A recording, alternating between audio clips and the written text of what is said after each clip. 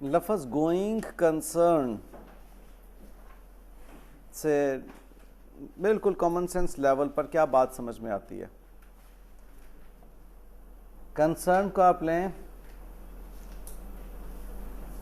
Business concern, okay,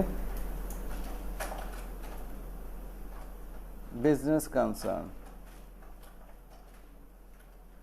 और इसको और अगर आप समझें तो एक business entity,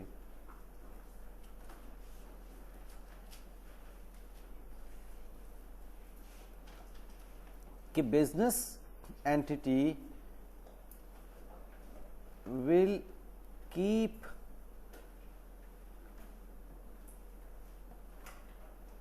going on in perpetuity.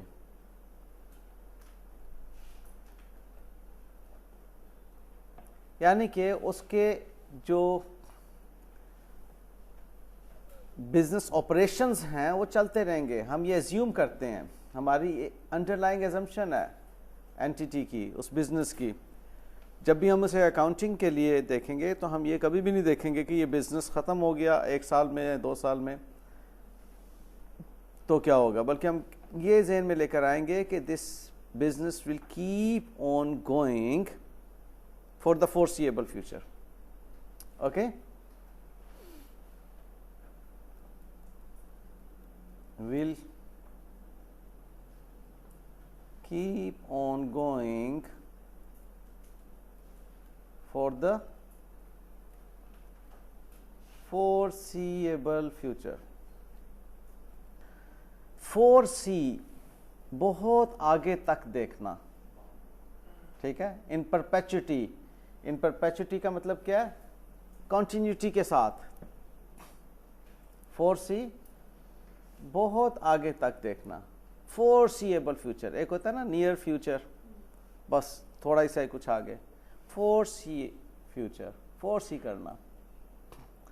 तो हम ये कहते हैं कि जो एंटिटी है ये अपने बिजनेसेस चलाती रहेगी फॉर द फोरसीएबल फ्यूचर, और इसकी कोई इंटेंशन नहीं है अपने ऑपरेशंस को कट डाउन करने की या वाइंड अप करने की, अपने बिजनेसेस को ख़त्म करने की इसकी कोई इंटेंशन नहीं है। Okay, well, it is assumed, हम ये अज्यूम करते हैं। ओके, भले हमारी एजम्पशन गलत हो जाए, लेकिन बेसिकली हम means we the accountants we assume कि ये entity will keep on going for the foreseeable future. Okay,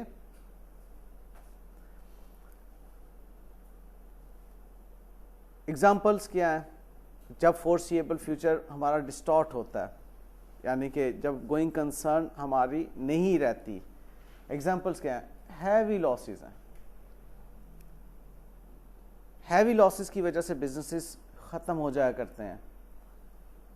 अगर हैवी लॉसेस हों हमारे इस साल में, पिछले साल में, पिछले 2-4 साल से we are sustaining heavy loss, तो हम कहेंगे अब ये एंटिटी गोइंग कंसर्न नहीं रही, क्योंकि बहुत चांसेस हैं कि अगले 12 महीनों में फोत हो जाएगी।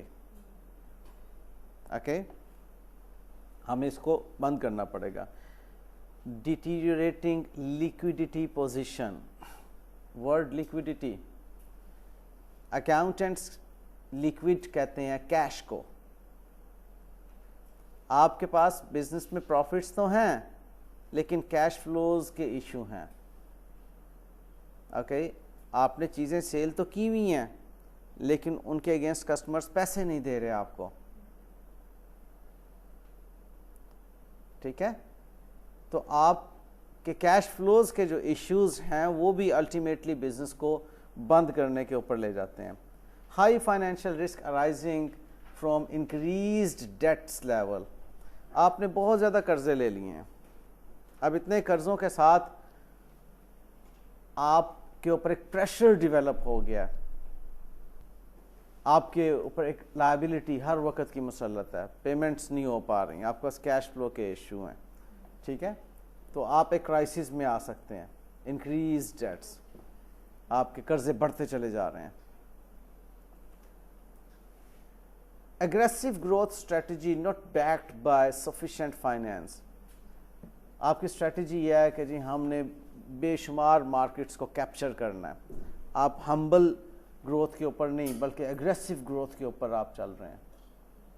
क्या होगा? आप इतना कंट्रोल नहीं कर सकेंगे, आपके पास इतने रिसोर्सेज नहीं है कि आप एग्रेसिव ग्रोथ को जो एड्रेस कर सकें, तो आप का बिजनेस बंद हो सकता है।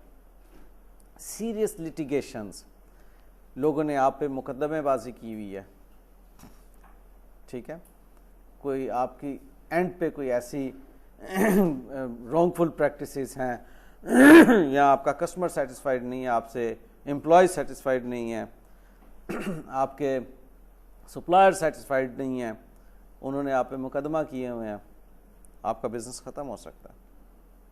Inability of a company to develop a new range of commercially successful product, आप एक पुराने तरीके से बिजनेस कर रहे हैं पुरानी प्रोडक्ट के ऊपर, जबकि मार्केट में नई चीज़ें आ गई हैं।